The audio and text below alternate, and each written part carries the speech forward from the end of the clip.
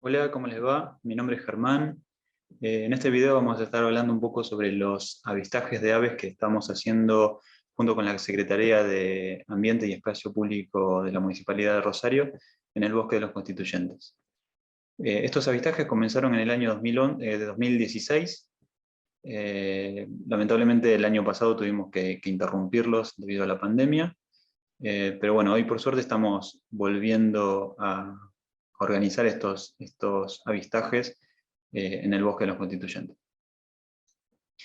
Bueno, para empezar, sería bueno definir en qué consiste el avistaje de aves, en qué consiste esta actividad. Es básicamente una actividad recreativa, es un hobby que consiste en la observación de aves silvestres en su ambiente natural. Esta actividad surgió, así definida, surgió en el siglo XX, en países de Europa y en Estados Unidos principalmente, cuando los instrumentos ópticos como binoculares, telescopios y cámaras fueron más accesibles para el público y bueno, esto impulsó grandemente a la actividad. Bueno, en estos países angloparlantes, esta actividad se denomina birdwatching, pero también hay una palabra que es birding. Acá en este gráfico lo que quise un poco es explicar cuál es la diferencia entre estas dos palabras, ¿no? Imaginemos que esta línea representa a la dedicación que las personas le imprimen a esta actividad. Desde un extremo donde hay poca dedicación hasta un extremo donde hay mucha dedicación. Bueno, el birdwatching en realidad se reserva para esta zona, digamos, de dedicación, por decirlo de alguna manera, donde las personas observan aves de manera casual, mientras que en este otro extremo encontramos a personas que digamos, se obsesionan con la observación de aves, que convierten la observación de aves en un estilo de vida, que dedican su vida a esta actividad, y para ello invierten una gran cantidad de tiempo, de dinero, de esfuerzo, viajan mucho. Imaginen que, bueno, para poder ver la cantidad de especies que están acá, por ejemplo, en estas dos personas, son dos de las personas que más especies registraron en el mundo. Y para llegar a esos números, obviamente han tenido que viajar y pasar muchísimo tiempo fuera de sus casas. Bueno, la palabra birding se reserva para ese grupo de personas, la actividad que realizan ese grupo de personas con una dedicación casi absoluta. Acá tenemos a dos de las personas que más especies observaron, como les decía antes. Tenemos a esta mujer, que es una mujer norteamericana, que fue la primera persona que llegó a registrar 8.000 especies de aves. Para tener una referencia, tengamos en cuenta que en el mundo existen cerca de 10.000 especies de aves. Y bueno, por otro lado está este señor, un inglés, que también en el año 2012, bueno, él registró a la especie número 9.000 en su lista. Estas personas siempre llevan una lista de vida, se les llama, que es donde ellos van registrando todas las especies que van observando a lo largo de su vida. Y el objetivo de todas estas personas es llegar a la mayor cantidad de aves posible. Acá también les dejé una película que es una comedia, pero bueno, sirve para entender un poquito todo este mundo del birding. En Estados Unidos relata una historia sobre una competencia que se hace en Estados Unidos de observación de aves. Bueno, ya definimos más o menos en qué consiste la actividad. Vamos a ver qué es lo que necesitamos para realizarla. Bueno, lo más importante es tener tiempo y ganas, básicamente. Pero bueno, si están viendo este video, doy por sentado que tiempo y ganas para observar aves tienen. Así que vamos a pasar al resto de las cosas que vamos a necesitar, y el resto de las cosas las podemos agrupar en en dos grandes grupos. Por un lado, cierta información que tenemos que tener en cuenta antes de salir a hacer las observaciones, y por otro lado los elementos materiales o los recursos que vamos a necesitar. Vamos a empezar mencionando un poquito sobre la información que tenemos que manejar más o menos para poder hacer una observación de aves.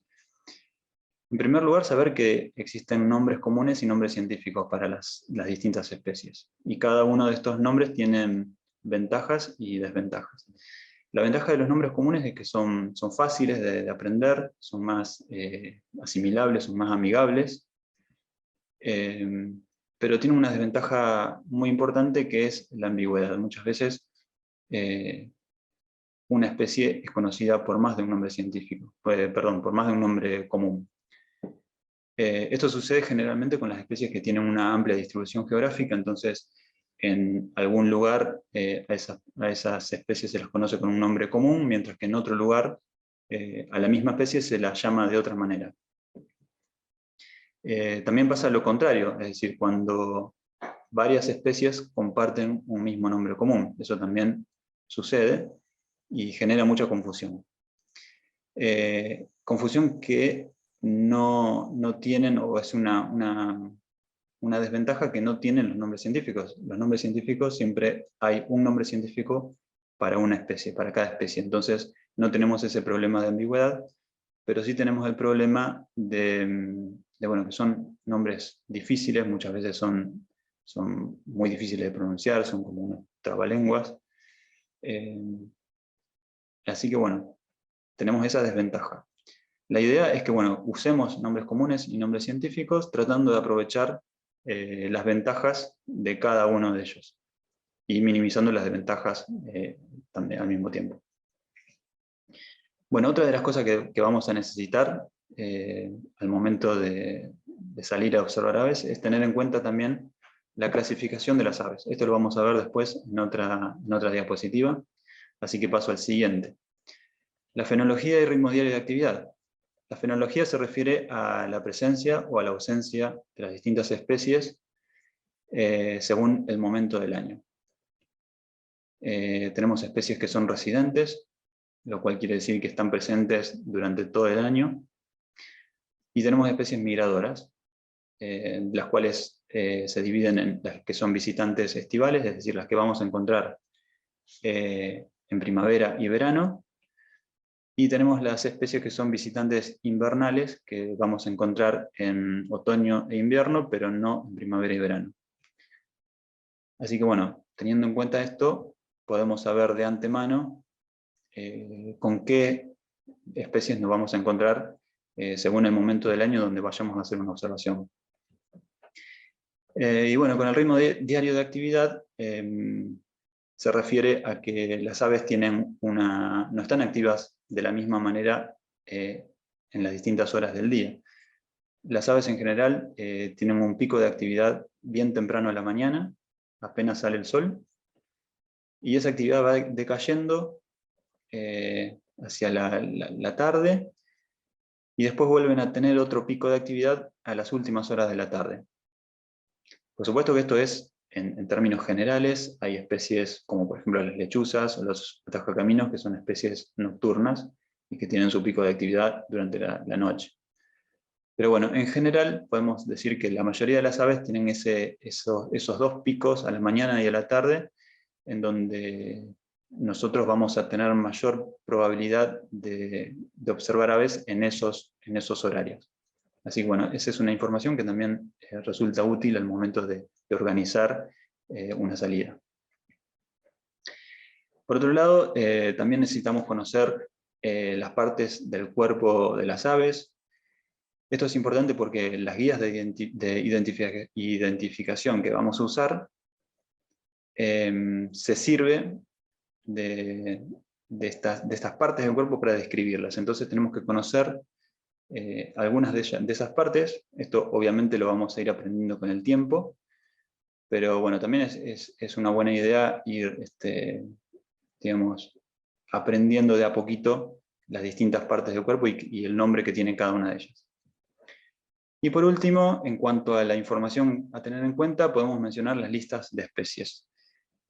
Nosotros, por ejemplo, en el Bosque de los Constituyentes, cuando empezamos a hacer los avistajes en el año 2016, partimos de una lista base que confeccionó la gente del COA, el Club de Observadores de Aves de Rosario.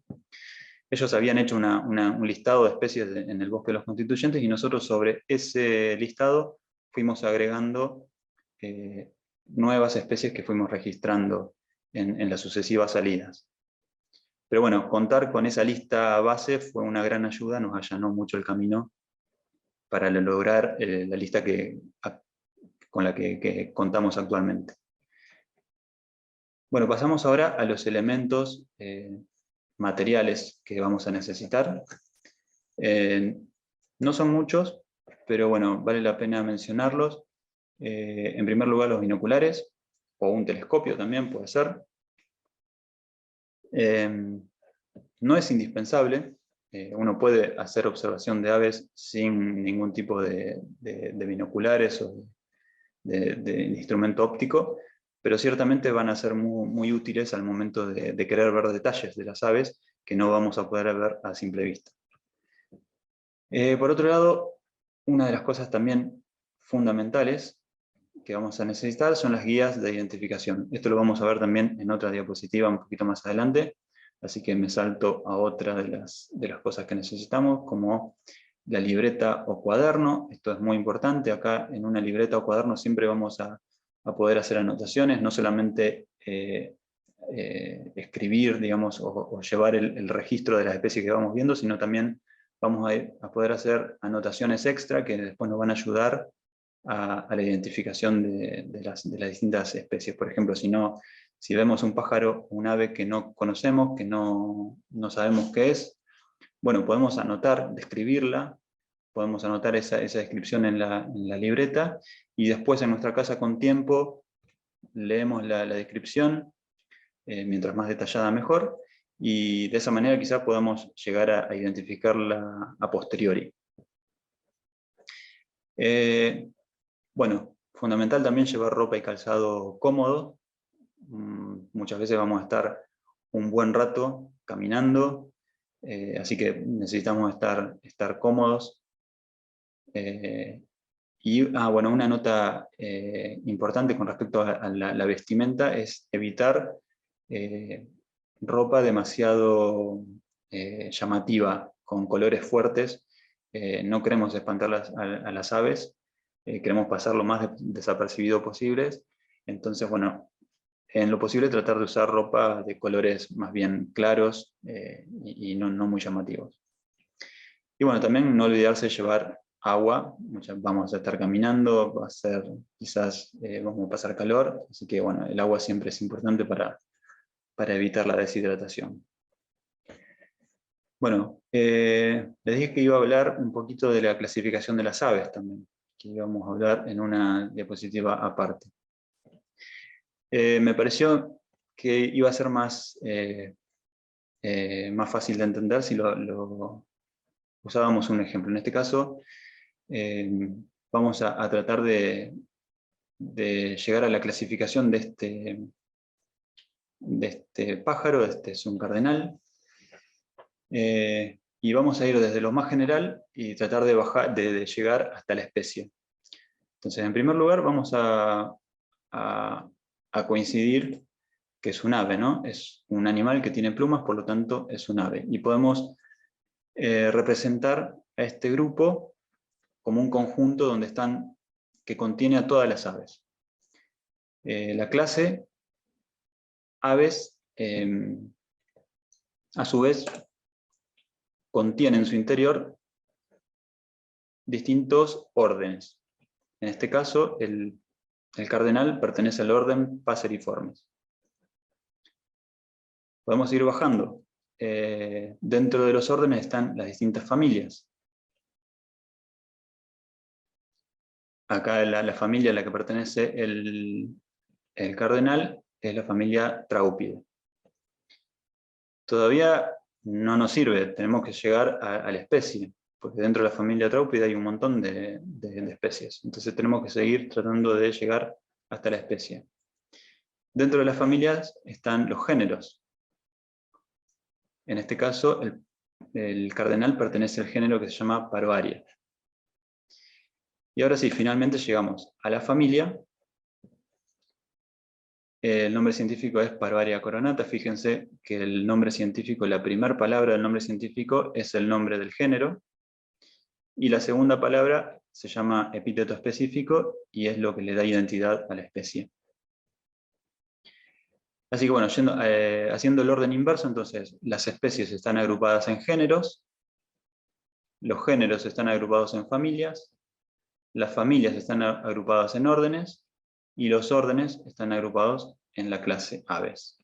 Acá en el gráfico puse solamente 4 órdenes, pero obviamente son muchos más, para no complicar demasiado el gráfico. Bueno, ¿para qué es importante conocer esta clasificación? Bueno, las guías de identificación que vamos a usar utilizan este criterio para ordenar a las especies. Las especies dentro de las guías están ordenadas siguiendo este criterio. Así que nos conviene manejar un poco, conocer esta clasificación para poder usar y sacarle mejor provecho a la guía. Otra cosa que les dije que iba a hablar en otra diapositiva aparte era el tema de las partes del cuerpo de las aves. Como verán acá en esta imagen, el cuerpo de las aves está como formado por muchas partes. Esta zonificación del cuerpo de las aves nos va a servir, conocer esta zonificación y los nombres que reciben cada una de estas partes, nos va a servir también cuando recurramos a la guía y leamos las descripciones. Vamos a ver que muchas veces mencionan a muchas de estas partes. Entonces, bueno, nos va a facilitar mucho conocer los nombres de cada una de estas partes. Vamos a verlo con algunos ejemplos. Este es un tordo músico, y acá, por ejemplo, podemos ver lo que se llama el oral, que es esa zona entre el pico y el ojo. También vemos en el pico, el pico está formado por 2 partes. La parte de arriba se llama maxila, mientras que la parte de abajo se llama mandíbula. Acá vemos otra especie, este es un corbatita dominó. Estas especies que les estoy mostrando son todas especies de la zona que podríamos observar, con excepción de algunas, pero la mayoría las podemos observar acá en nuestra zona. Bueno, acá en el corbatita podemos ver una garganta blanca y también podemos ver un collar pectoral. Este es un carpintero real, y acá podemos ver la corona de color negro.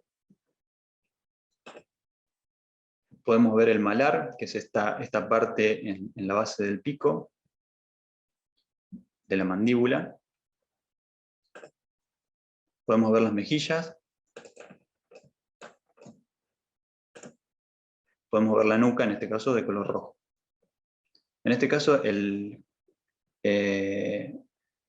este carpintero tiene dimorfismo sexual, son machos y hembras son distintos, y la forma de identificarlo es mediante el malar. Acá vemos que el malar es rojo, tiene un color medio rojizo, eso indica que es un macho. La hembra tiene este malar de color negro. Bueno, y acá vemos otra especie, esta es una cigüeña, es una especie de cigüeña que se llama tuyuyú. Bueno, esta quizá no es muy común de ver en esta zona cercana a Rosario, ¿no? Por ahí lo vamos a ver más hacia el norte.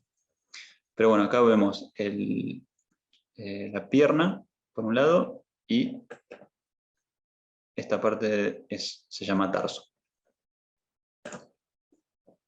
Bueno, lo mismo pasa con la cabeza de las aves, que generalmente presentan distintas formaciones o también tienen distintas zonificaciones en la cabeza que permiten una correcta descripción, mejor dicho, para lograr una correcta descripción de la cabeza, muchas veces tenemos que recurrir a estos nombres que tenemos acá, que también vamos a ver con algunos ejemplos. En las rapaces suelen tener en la base del pico una zona de piel desnuda, coloreada, que se llama cera. Este es un aguilucho langostero, y ahí vemos la cera de color amarillo. El periocular también, bueno, este es un carpintero blanco, y vemos el periocular, que también es una zona desnuda de piel alrededor del ojo. Acá vemos otro ejemplo de periocular, este es un pico de plata. A la izquierda tenemos al macho, y a la derecha tenemos a la hembra. Bien notorio también el periocular en los dos. El escudete, este es una formación carnosa, una extensión carnosa sobre la frente del animal, que es característico de las gallaretas y las pollonas. Esta especie de la foto es una pollona negra. Bueno, acá vemos una amplia frente en una viudita blanca. Este es un Juan Chiviro, y acá vemos que tiene una ceja de color marrón, color pardo, y una corona de un color más oliváceo. Bueno, acá vemos un doradito, y acá vemos que tiene la cabeza de un color distinto al del resto del cuerpo. Y acá vemos una cardenilla, que vemos que tiene un capuchón rojo. La diferencia con la cabeza, en el caso anterior, es que el capuchón llega un poco más abajo que el ojo, como se ve acá en la ilustración. Bueno, estos son macá plateados, y acá podemos ver también el semicopete y el mechón auricular que tienen, es característico también de los macá. Vemos un copete en el caso del cardenal y del crestudo. Acá vemos vibrisas, que son parecen pelos, pero bueno, no son pelos, las aves no tienen pelos, sino que son plumas en forma de pelo, y se ubican alrededor del pico. Este es un atajacaminos, pero también hay otras aves, muchos de la familia Tiránide, que tienen estas vibrisas alrededor del pico, y que cumplen una función en la alimentación. Después tenemos plumas nucales, por ejemplo, en el caso de las garzas. Esta es una garza, que es un chiflón. Y en época reproductiva suelen tener estas plumas largas en la nuca. Bueno, en la lechuza podemos ver los discos faciales. Esta es una lechuza de campanario.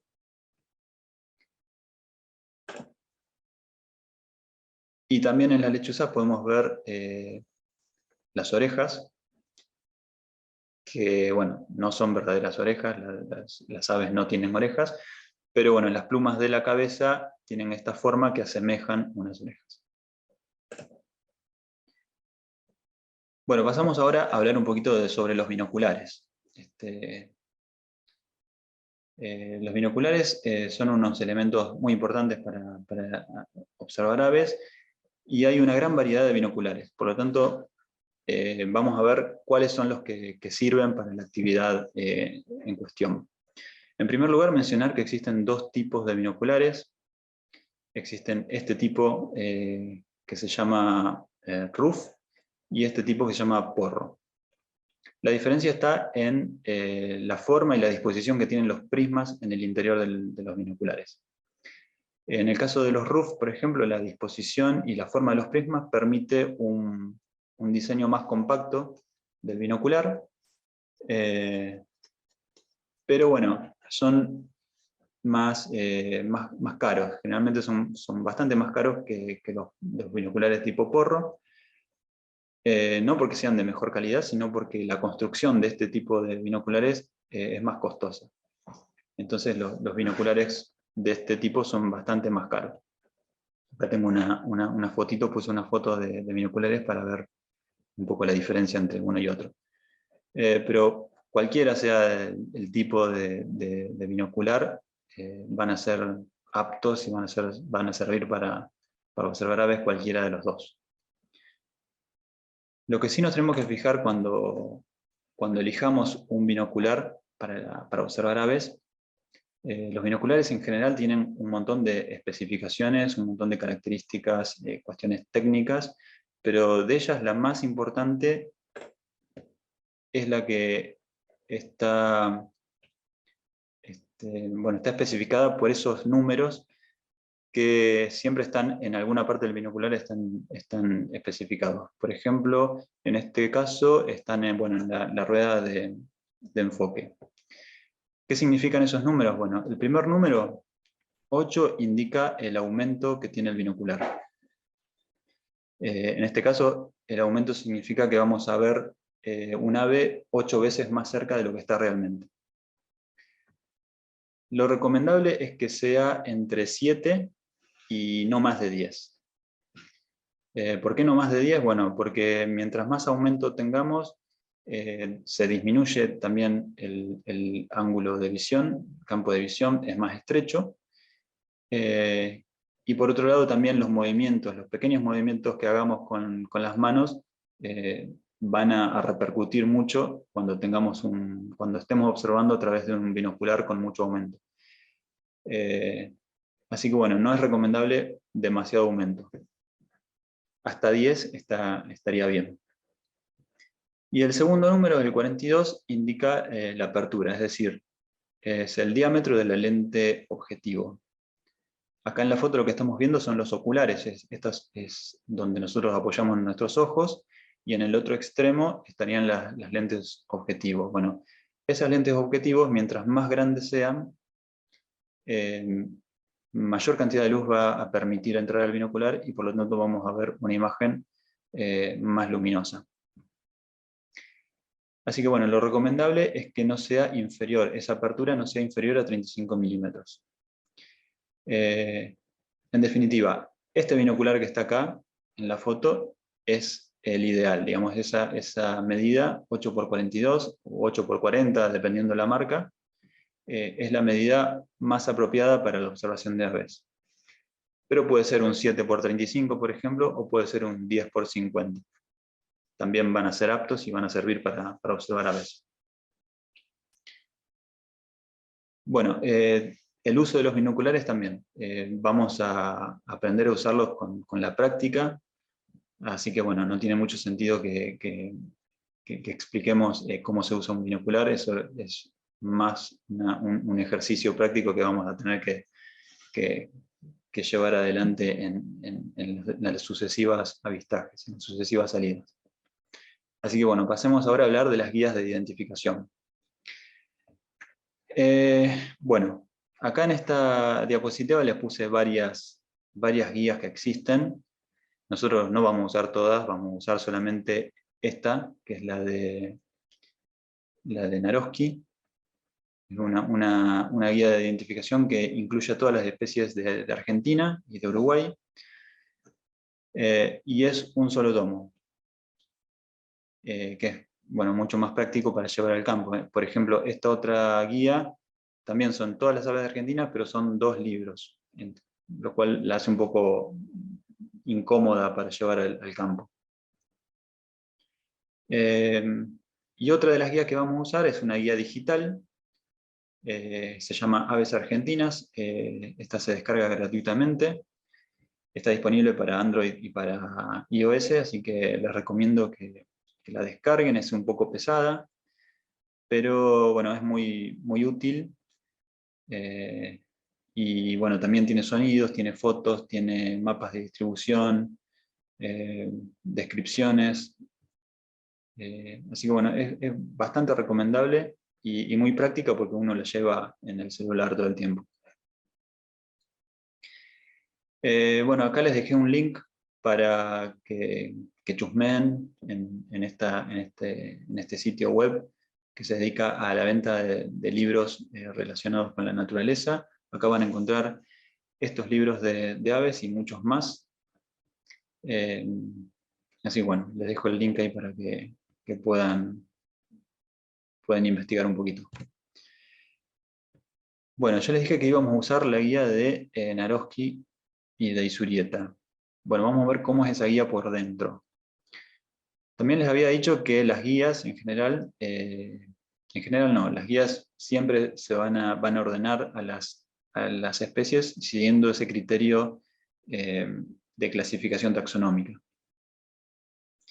Entonces, no sé si se alcanza a ver, pero bueno, acá arriba en la izquierda de cada página tenemos el nombre de la familia. Eso quiere decir que todas las especies que están acá pertenecen a la familia Tiranido. De este lado de la página, por ejemplo, vemos a estas 4 especies que pertenecen al mismo género, y por eso están las 4 juntas. Bueno, vamos a ver también un poco en detalle acá en una ampliación. Seleccionamos esta especie para ver qué tipo de información nos brinda la guía de cada una de las especies. Bueno, en primer lugar tenemos el nombre común en español. Abajo, entre paréntesis, tenemos el nombre común en inglés. Y abajo, el nombre científico. Después tenemos toda una descripción, un texto que describe a la especie. Tenemos notas sobre el tamaño, el comportamiento, la coloración del plumaje. Acá vemos algunos de los nombres, por ejemplo, acá menciona corona, semicopete, subcaudal, todas esas palabras que vimos en la diapositiva anterior de las partes del cuerpo de la... Por eso les decía que era importante conocer esas partes. Bueno, también tenemos notas sobre, en este caso nos dice que es una especie migradora, migrador B.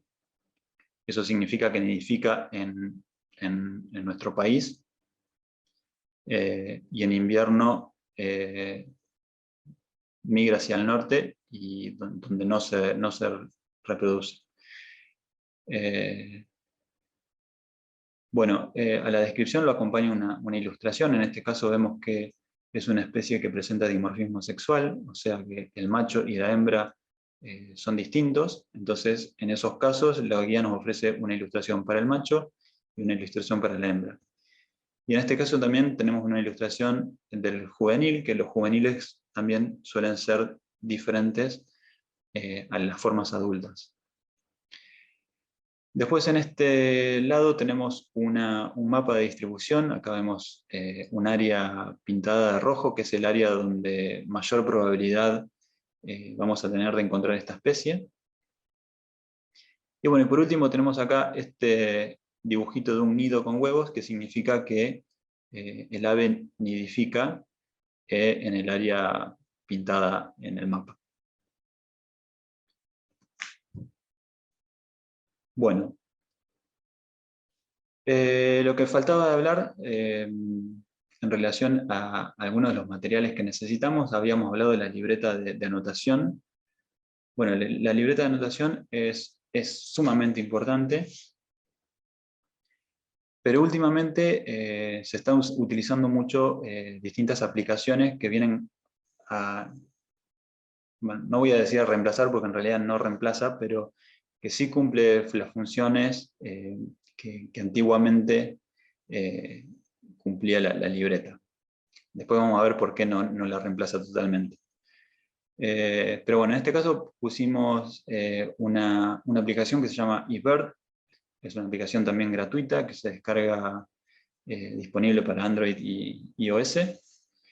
Y es una aplicación que sirve básicamente para crear listas de especies. ¿Sí? Cuando hacemos una salida de avistaje de aves, podemos usar esta aplicación para ir registrando en esta aplicación las distintas especies que vamos observando.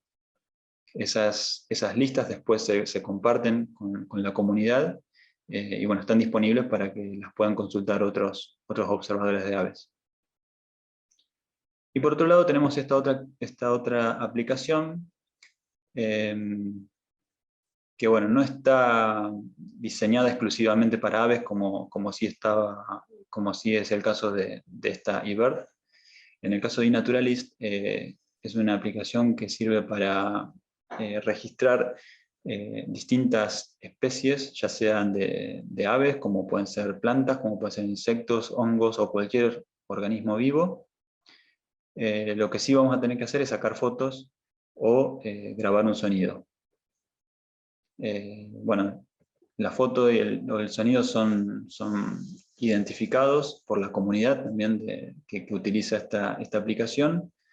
Así que bueno, con esta aplicación también vamos a obtener como un registro de todas nuestras observaciones que vayamos haciendo.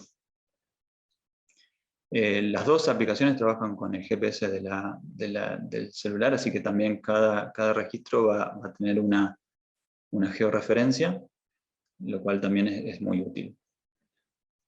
Pero ¿qué pasa con las libretas? Las libretas igualmente yo recomiendo siempre llevar una libreta porque el celular, bueno, siempre se puede quedar sin batería, podemos tener algún problema, pero aparte las libretas nos dan la libertad de poder hacer, por ejemplo, un dibujo, una ilustración, poder hacer anotaciones, en fin, podemos hacer un montón de cosas que quizás con las aplicaciones, por más buenas que estén y lo útiles que son, pero bueno, también tienen sus limitaciones. Entonces, entre la libreta y las aplicaciones podemos sacarle provecho al máximo a las dos cosas. Bueno, y hasta acá llegamos un poco un panorama bastante rápido. No quería hacer demasiado extenso este video, así que fui lo más rápido que pude.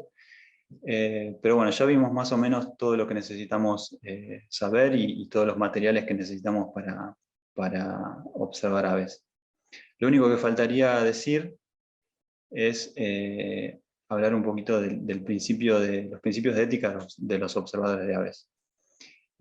Bueno, esto creo que es obvio, pero bueno, vale la pena aclarar que debemos respetar a la vida silvestre, al ambiente natural. Suele pasar que a veces en nuestra ansiedad por ver aves, muchas veces nos olvidamos o dejamos de lado o no pensamos quizás en el bienestar de las aves o del ambiente en general, y a veces hacemos macana en ese sentido. Se me ocurre, por ejemplo, en el caso de que encontremos un nido activo con huevos o con pichones y que queremos salir corriendo a ver en el nido, a ver qué tiene adentro, sacarle fotos.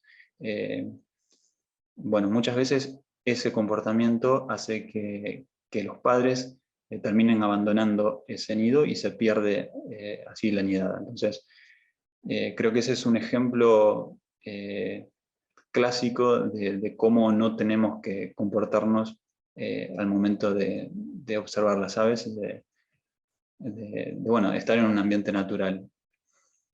Así que bueno, aclarado esto, bueno, espero haber sido claro con todos los conceptos que se dieron.